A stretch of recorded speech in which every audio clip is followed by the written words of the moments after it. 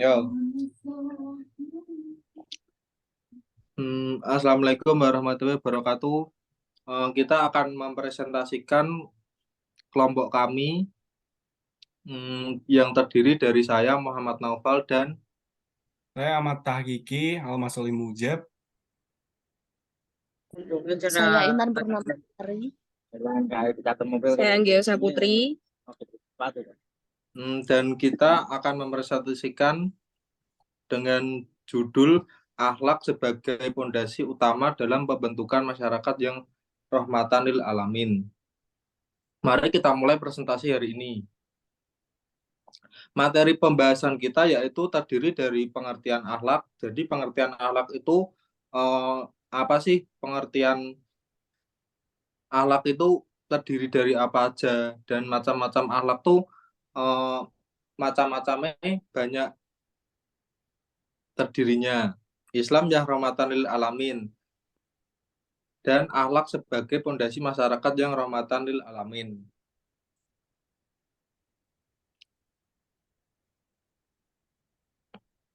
Pengertian akhlak.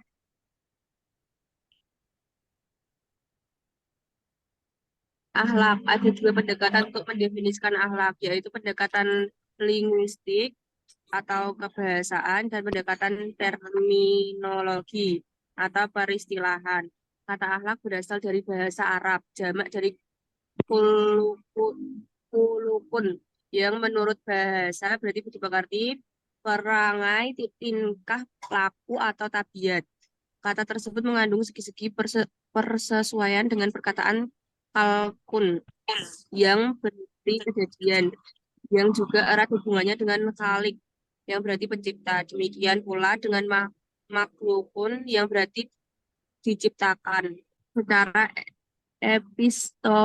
epistemologi atau istilah akhlak bisa diartikan sebagai perspektif sesuai dengan para ahli tasawuf, di antaranya satu Ibnu Maskawai, keadaan jiwa seseorang yang mendorongnya untuk melakukan perbuatan-perbuatan tanpa melalui pertimbangan pikiran atau lebih dahulu. Dua, Imam Al-Ghazali, akhlak ialah suatu sifat yang tertanam dalam jiwa yang daripadanya timbul perbuatan-perbuatan dengan mudah dengan tidak memperlakukan pertimbangan pikiran atau lebih dahulu.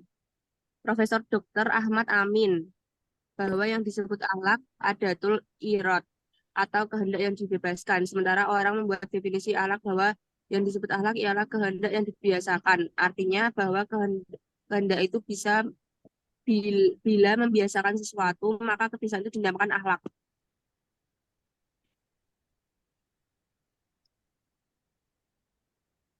Sekalipun ketiga definisi akhlak di atas berbeda kata-katanya, tetapi sebenarnya tidak berjauhan maksudnya. Bahkan perbedaan berdekatan artinya satu dengan yang lain, sehingga Profesor Kiai Haji Farid Ma'ruf membuat kesimpulan tentang definisi akhlak ini sebagai berikut. Kehendak jika jiwa manusia yang menimbulkan perbuatan dengan mudah karena kebiasaan tanpa memperlakukan pertimbangan pikiran terlebih dahulu.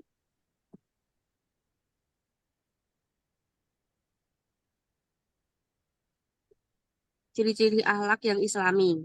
Persoalan akhlak di dalam Islam banyak dibicarakan dan dimuat pada Al-Quran dan Al-Hadis. Sumber tersebut merupakan batasan-batasan dalam tindakan sehari-hari manusia.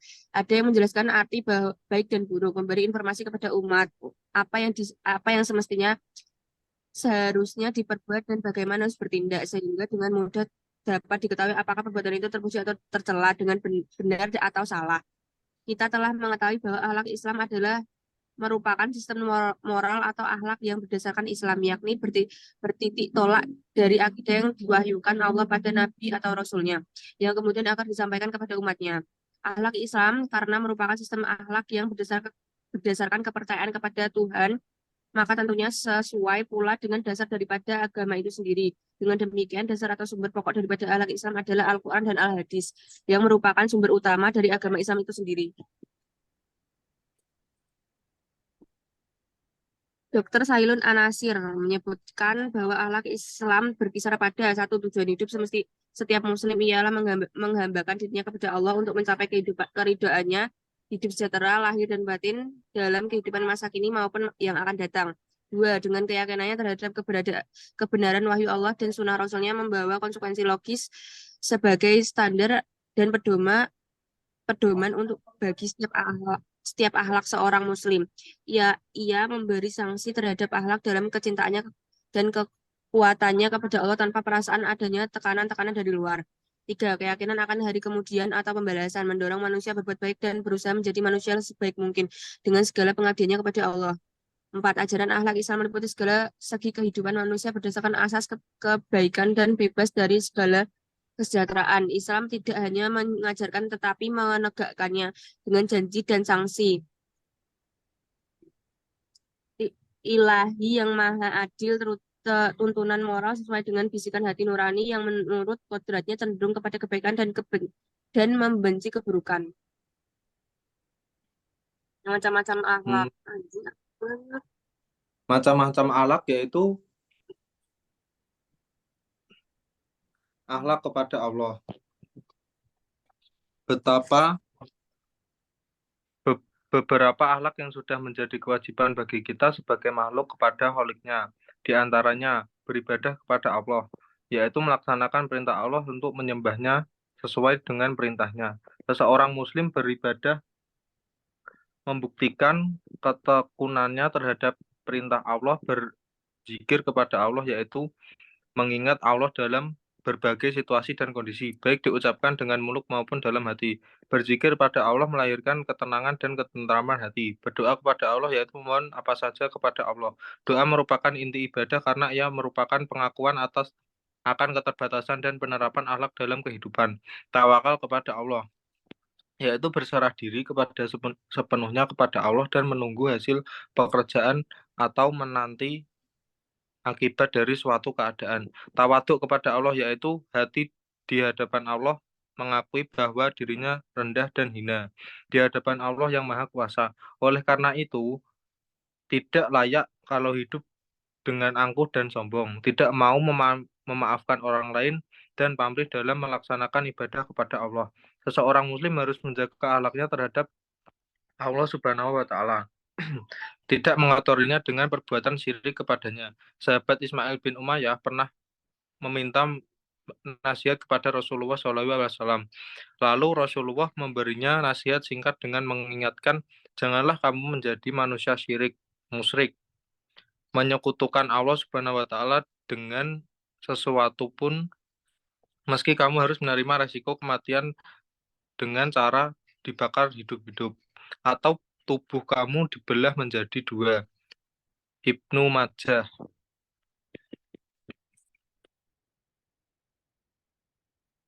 Akhlak kepada diri sendiri.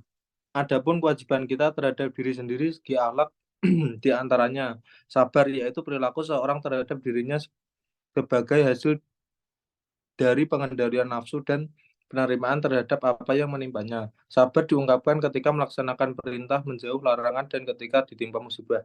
Syukur, yaitu sikap berterima kasih atas pemberian nikmat Allah yang tidak bisa terhitung banyaknya. Syukur diungkapkan dalam bentuk ucapan dan perbuatan.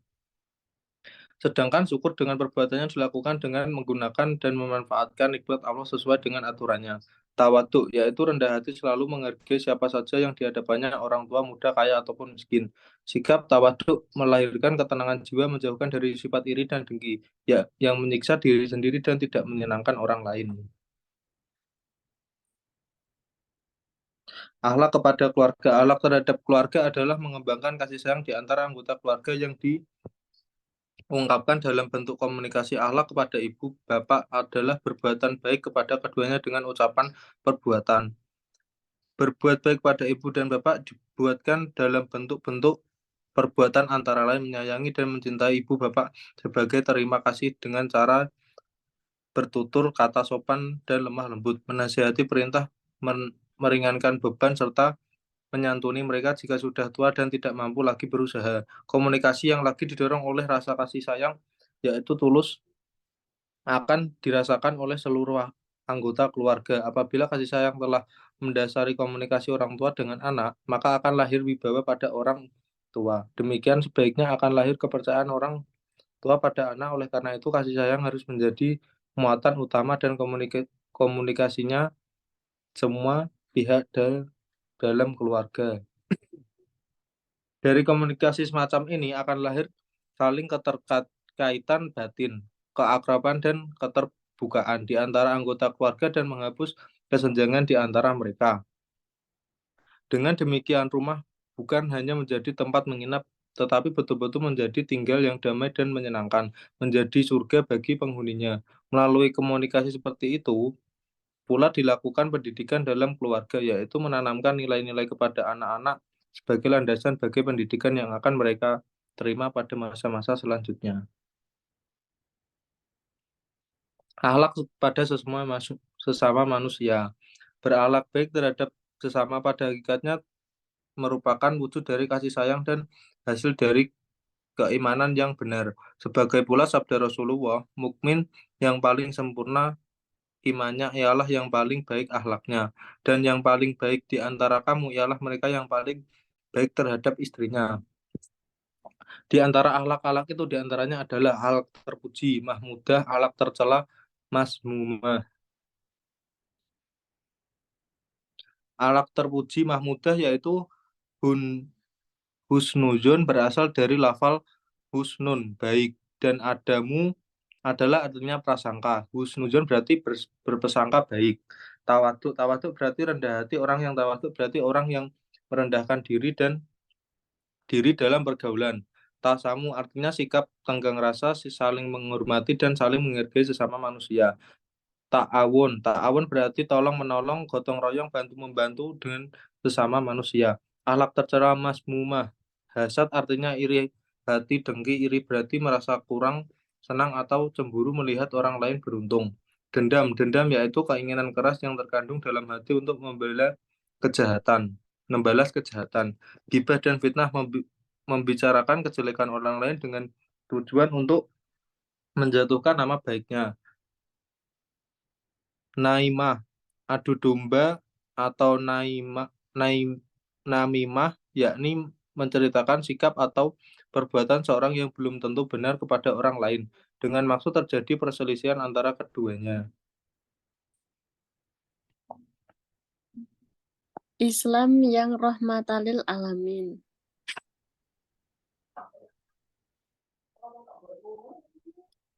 Ajaran Islam rahmatalil alamin sebenarnya bukan hal baru.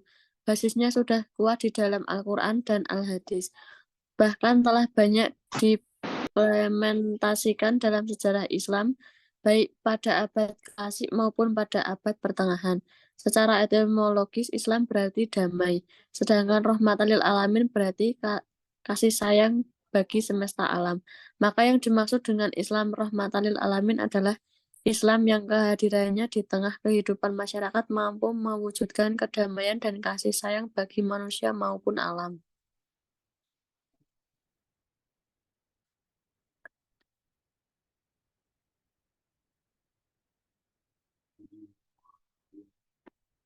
Islam sebagai rahmatalil alamin ini secara normatif dapat dipahami dari ajaran Islam yang berkaitan dengan akidah, ibadah, dan akhlak. Akidah atau keimanan yang dimiliki manusia harus melahirkan tata robbani atau sebuah kehidupan yang sesuai dengan aturan Tuhan. Tujuan hidup yang mulia, takwa, tawakal, ikhlas, dan ibadah.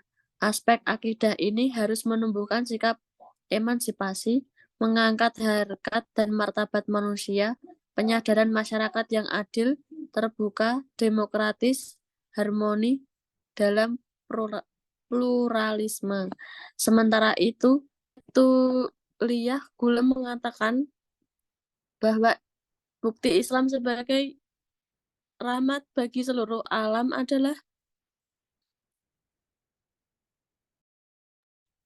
dengan diutusnya seorang Rasul dan diturunkannya Al-Quran yang dapat membantu manusia dalam menjawab berbagai masalah yang tidak dapat dijawab oleh akal pikiran. Rahmatalil alamin adalah istilah Al-Qur'ani dan istilah itu sudah terdapat dalam Al-Qur'an, yaitu sebagaimana firman Allah dalam surat An-Anbiya ayat 107.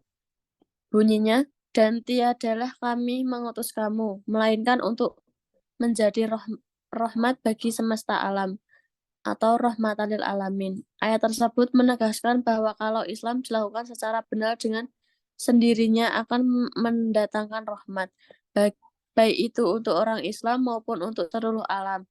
Rahmat adalah karunia yang dalam ajaran agama terbagi menjadi dua, rahmat dalam konteks rahman dan rahmat dalam konteks rahim.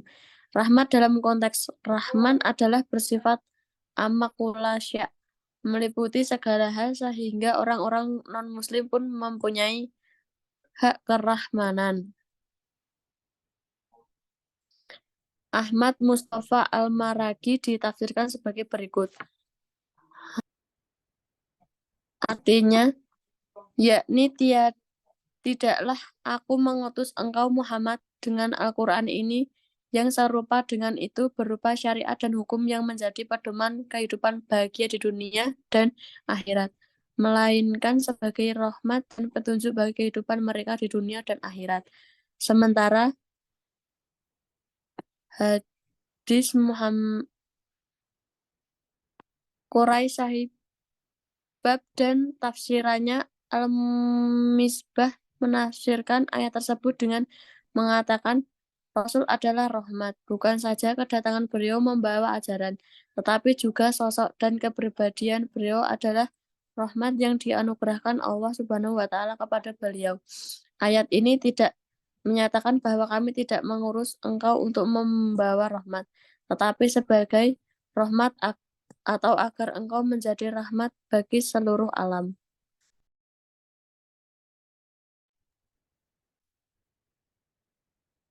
Akhlak sebagai pondasi masyarakat yang rahmatan lil alamin. Jadi setelah kita mengerti pengertian dari akhlak, terus kemudian kita mengerti macam-macam akhlak, kemudian Islam yang rahmatan lil alamin itu seperti apa sih? Baru kita tuh mengerti kenapa akhlak menjadi landasan dari base pondasi untuk menciptakan masyarakat yang rahmatan lil alamin. Soalnya banyak sekali fenomena-fenomena di mana banyak sekali orang-orang itu punya kepentingan pribadi. Terus kemudian ada diganggu oleh mereka yang ingin menjadikan Islam sebagai ideologi, sehingga menciptakan kaum-kaum yang kurang toleran dengan orang lain, khususnya untuk agama yang minoritas dan lain sebagainya. Kemudian diganggunya oleh gambaran negatif atau stigma yang diberikan pihak lawan atau memberi citra ajaran Islam sebagai ajaran yang keras, kejam, dan diskriminatif. Ketika banyak sekali orang-orang yang mementingkan kepentingan pribadi, kemudian menjadikan Islam sebagai ideologi, akhirnya menciptakan fenomena di mana mereka tuh berlaku kejam dan diskriminatif seperti stigma yang misalnya diberikan oleh karangan barat dan banyak sekali kaum-kaum seperti teroris dan lain sebagainya. Terus untuk itu pelaksanaan Islam rahmatan lil alamin membutuhkan sebuah sikap yang bijaksana dalam pengelolaannya, yaitu sikap profesional, tidak mudah terpancing, tidak emosional, tetapi tetap sabar sambil memberikan pemahaman yang lengkap tentang Islam. Pelaksanaan Islam rahmatan lil alamin membutuhkan rasionalitas, penguasaan diri, sabar, terus mencari jalan keluar, persuasif, pemaaf, kasih sayang, husn alzam, berbaik sangka, tasamuf, toleran, tawasud, moderat, adil, demokratis, take and give. Karena demikian sulitnya mengelola Islam rahmatan lil alamin ini, maka tidaklah mengherankan jika kadang-kadang tertimbul gejolak dan lelutupan atau kesalahan-kesalahan yang kita nggak sangka atau tidak sengaja yang menggambarkan tidak efektifnya Islam rahmatan lil alamin, peristiwa saling penyerangan, pembakaran rumah ibadah, larangan mendirikan rumah ibadah, penyerangan terhadap aliran agama yang dianggap oleh mereka yang melakukan tersebut tuh sebagai sebuah hal yang mengganggu pelaksanaan Islam rahmatan lil alamin, dan sekaligus kuatnya gangguan tersebut serta terbatas daya tangkal dan kemampuan mengelolanya. Oleh karenanya akhlak di sini sangat berperan sebagai hal yang sangat penting ketika banyak sekali macam-macam akhlak yang sudah disebutkan oleh teman-teman saya, khususnya oleh Mas Noval dan Intan Purnamasari.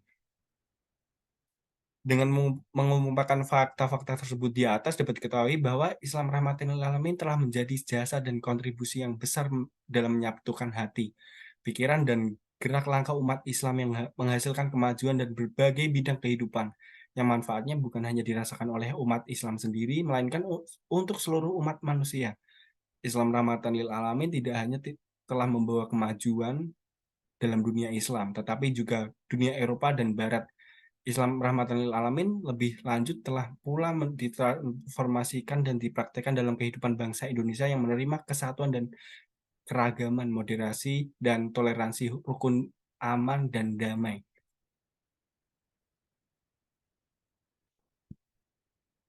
Sekian dan terima kasih atas waktunya. Wassalamualaikum warahmatullahi wabarakatuh.